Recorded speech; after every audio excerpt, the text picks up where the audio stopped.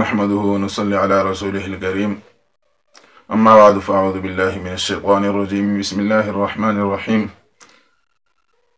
عزتمند ناظرینو، زمونږ ډیر رونه او خویندې او خاص طور باندې سټوډنټان که هغه د دیني مدارس وي یا د سکول او کالج وي، هغه اکثره د حافظې د کمزورۍ شکایت کوي.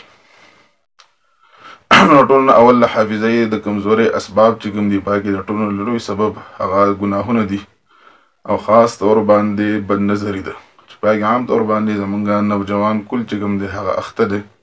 نو ټول نه اول خو ځان د هغې نه ساتل پکار دي. بیا د هغې لپاره یو اسانه او مختصر وظیفه چې هر سړی هغه کولی شي او ډېر کم وخت پې لګي، هغه دا ده چې د الله رب العزت په نومونو کې یو نوم دی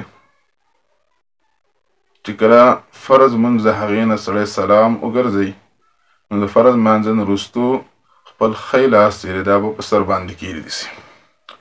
او بیا د الله په نومونو کې دغه یو پاک نوم دی، یا قویو.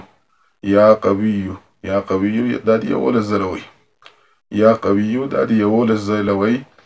انشاءالله الله رب العزت به د دې په برکت سره دغه د حفظې کمزوري چې دی دا به ختم